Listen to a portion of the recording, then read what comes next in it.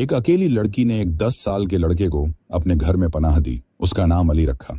उसे बातें करती थी, उसे अपना दोस्त बनाया था। लेकिन एक दिन उस लड़के ने उसके साथ कुछ ऐसा किया कि कुछ महीनों बाद लड़की के पेट में एक बच्चा पलने लगा। गांव वाले हंसे, ताना मारा, लेकिन उसके पास कोई जवाब नहीं था, क्योंकि उसने कभी किसी इंसान का स्पर्श तक नहीं किया था। क्या यह सचमुच उसी लड़के का बच्चा था? इस रहस्य को जानने के लिए पूरी कहानी सुनिए।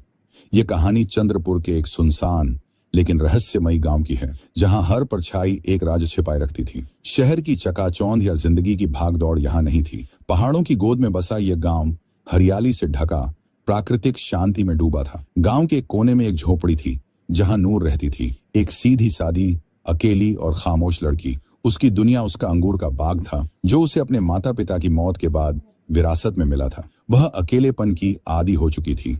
न कोई सहेली थी, न कोई रिश्ता, न कोई मन की खुशी। हर सुबह वह सूरज निकलने से पहले बाग में जाती, अपने कोमल हाथों से अंगूर तोड़ती, फिर बाजार में बेच आती। नूर के बारे में गांव में एक ही बात मशहूर थी, वह अंगूरों वाली लड़की है। हमेशा अकेली रहती है, लेकिन उसके अंगूर बहुत मीठे हैं। एक दिन नूर जब बाग में अंगूर तोड़ रही थी, हल्की धूप पेड़ों की डालियों को छूकर जमीन पर पड़ रही थी। पंछी चहचहा रहे थे और नूर अपने ख्यालों में डूबी थी। उसके चेहरे पर थकान और खामोशी की परछाई थी, जैसे कोई गहरी बात उसके मन में दबी हो। अचानक उसकी नजर एक 10 साल के लड़के पर पड़ी। वह आम लड़कों जैसा नहीं था, न शैतान, न शोर शराबा करने वाला। खामोशी से बैठा नूर को देख रहा था। उसकी आंखों में अजीब मासूमियत थी। नूर चौंक उठी, पहले डर गई, फिर पूछा, तुम्हारा नाम क्या है और यहाँ क्या कर रहे हो?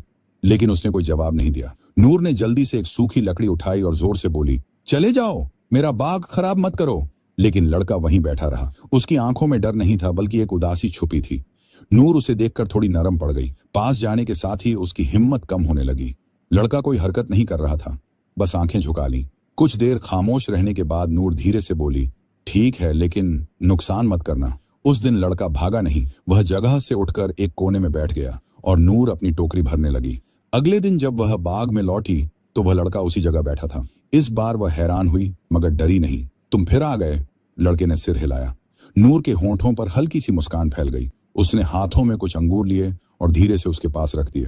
लड़का खामोशी से अंगूर लेकर खाने लगा। दिन गुजरते गए। रोज नूर बाग में आती, काम करती और लड़का वहां रहता।